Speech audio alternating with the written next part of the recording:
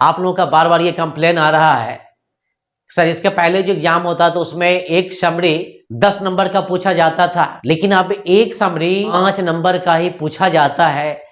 तो sir summary भी थोड़ा शॉर्ट होना चाहिए। चलिए हम आपकी शिकायत को दूर कर देते हैं।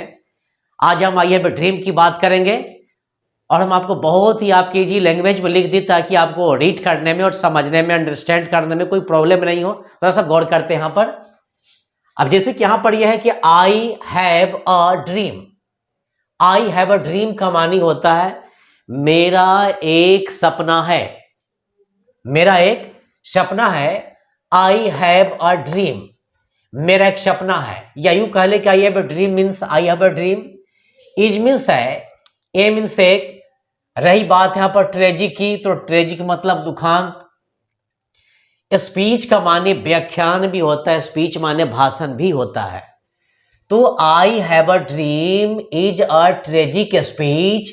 आई हैव अ ड्रीम एक दुखांत व्याख्यान है, या आप यूं कह ले कि एक दुखांत भाषण है। दैट हैज बीन डिलीवर्ड, ये 4 वर्ड्स है यहां पर। जो दी गई है, दैट हैज बीन डिलीवर्ड मतलब जो दी गई है, by a great writer means महान लेखक के द्वारा। By a great writer means महान लेखक के द्वारा। अब वो कौन से महान लेखक है? तो भाई Martin Luther King jar means Martin Luther King jar. तो फिर से पूरा देख लेते हैं। I have a dream is a tragic speech that has been delivered by a great writer Martin Luther King jar. यानी आई हैव अ ड्रीम एक दुखांत व्याख्यान है, भाषण है, जो महान लेखक मार्टिन लूथर किंग जार के द्वारा दी गई है। और आपकी अगली sentence, he has thrown light. He means वे, हैज थ्रोन लाइट मीन्स प्रकाश डाले हैं, वे प्रकाश डाले हैं। यानी कौन? यानी मार्टिन लूथर किंग जार प्रकाश डाले हैं ऑन द लाइफ मतलब जीवन पर, ऑफ द निग्रोज मतलब निग्रो जाति के, यानी निग्रो जाति के जीवन पर। वे निग्रो जाति के जीवन पर प्रकाश डाले हैं इन दिस स्पीच मतलब इस भाषण में, इस व्याख्यान में। दैट मतलब जिन है या जिनके, हैव नो मतलब नहीं है, यानी जिनके पास नहीं है। सवाल होता है क्या नहीं है? तो फंडामेंटल राइट का मानी होता मौलिक अधिकार। जिन्हें मौलिक अधिकार नहीं है, इन दियर ओन कंट्री का मानी होता अपने ही देश में, यानी वे निग्रो जाति के जीवन पर प्रकाश डाले हैं जिन्हें अपने ही देश में मौलिक अधिकार नहीं है।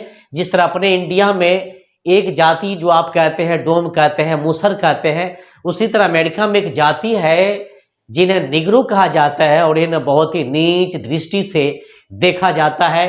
उन्हें मौलिक अधिकार नहीं दिया जाता है। चलिए आगे गौर करते हैं। अबाउट 100 ईयर्स एगो, यानी अबाउट 100 ईयर्स एगो मतलब करीब 100 वर्ष पहले। करीब 100 वर्ष पहले एन अमेरिकन मतलब अमेरिका का एक निवासी, साइंड मतलब हस्ताक्षर किया था, proclamation freedom of the Negroes मतलब निग्रो जाति के घोषणा मुक्ति पत्र पर।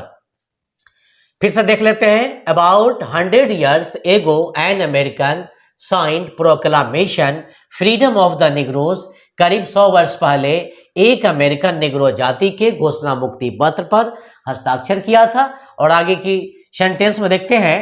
दिस मतलब यह, जजमेंट मतलब न्याय, यह न्याय, ब्राउट मतलब लाई थी, या यूं कह ले कि लेकर के आई थी, a new ray of hope.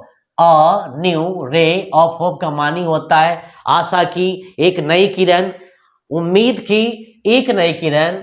यानी यह न्याय आशा की, दिस जजमेंट मतलब यह न्याय, brought a new ray of hope मतलब यह न्याय या फैसला आशा की एक नई किरण लेकर के आई थी। फॉर ऑल द निग्रोज मतलब सभी निग्रो जाति के लिए। लेकिन सवाल होता है कि आशा की कौन सी किरण, जो उन्हें मौलिक अधिकार नहीं दिया जाता था, उन्हें अपने ही देश में वोट देने का अधिकार नहीं है, रहने का अधिकार नहीं है, शिक्षा प्राप्त करने का अधिकार नहीं है, एक अच्छे हॉस्पिटल में जाकर के ट्रीटमेंट कराने का मतलब उन्हें अधिकार नहीं। ये सारे अधिकार की बात यहां पर हो रही है। चलिए आगे की लाइन में गौर कर लेते हैं। और आपकी अगली वर्ड है एज मतलब जैसा कि, दे मीन्स वे लोग, जैसा कि वे लोग, यानी वे लोग कौन? यानी निग्रो जाति। जैसा कि वे लोग वर ऑपरेस्ड मतलब सताए जाते थे, एंड हेटेड मतलब घृणा किए जाते थे, जैसा कि वे लोग सताए जाते थे और घृणा किए जाते थे बाय द वाइट अमेरिकन का मानी होता है गोरे त्वचा वाले अमेरिकन के द्वारा, जैसा कि वे लोग गोरे त्वचा वाले अमेरिकन के द्वारा सताए भी जाते थे और घृणा भी किए जाते थे, यानी उन्हें याचनाएं दी जाती थी, उन्हें मारा जाता था, पीटा जाता था, गाली गलौज किया जाता था, यानी यहां तक उनके मां और बहनों के साथ मतलब शोषण किया जाता था। चलिए आगे के लाइन में देख लेते हैं। आपकी अगली सेंटेंस है आफ्टर 100 years ऑफ स्लेवरी।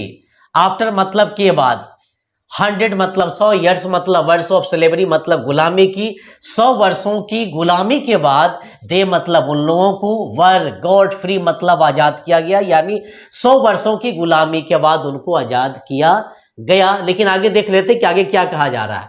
आगे ये कहा जा रहा है कि but after getting freedom, but means लेकिन, आफ्टर मतलब के बाद, गेटिंग मतलब प्राप्त करने की, फ्रीडम मतलब आजादी, लेकिन आजादी प्राप्ति करने के बाद भी इट इज फेल्ट मतलब ऐसा महसूस किया जाता है, दैट मीन्स की दे आर स्टिल स्लेव, दे मतलब वे लोग, आर मतलब हैं, स्टील मतलब अभी भी, स्लेव मतलब गुलाम, लेकिन आजादी प्राप्ति के बाद भी ऐसा महसूस किया जाता है कि वे लोग अभी भी गुलाम है।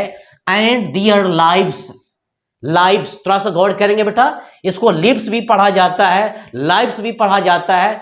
जिस तरह पेन का प्लूरल जो होता है वो पेन्स होता है, उसी तरह लाइफ का जो प्लूरल होता है वो लाइव्स होता है। एंड मिस लाइफ मतलब एक जीवन, लाइफ्स मतलब बहुत सारे जीवन, एंड मिस और दियर लाइफ्स माने उनका जीवन, आर स्टील क्रिपलेट का मानी होता है अभी भी जकड़ा हुआ है, अभी भी बंधा हुआ है, मगर किस चीज से, तो bye the chains of dispute का मानी होता है भेदभाव की बेड़ियों से। तो फिर से देख लेते हैं, it is felt that they are still slave, ऐसा विश्वास किया जाता है कि वे लोग अभी भी गुलाम है, and their lives are still crippled by the chains of dispute का मानी होता है भेदभाव की जंजीरों से, भेदभाव की बेड़ियों से, और उन लोगों का जीवन अभी भी भेदभाव के बेड़ियों से और जंजीरों से जकड़ा हुआ है। दे मीन्स वे लोग सलाइड मतलब यापन करते हैं, देयर लाइफ्स माने अपना जीवन, ऑन एन आइसलैंड का मानी होता है कि द्वीप पर, in the middle of A vast ocean, in the middle of A vast ocean का मानी होता है एक विशाल महासागर के मध्य में, यानी वे लोग अपना जीवन एक विशाल महासागर के मध्य में यापन करते हैं, बिताते हैं। विच मीन्स जो इज मीन्स है the corner of the American society, मतलब जो अमेरिकन समाज का अंतिम छोर है, अंतिम हिस्सा है, अंतिम भाग है। चलिए आगे देख लेते हैं।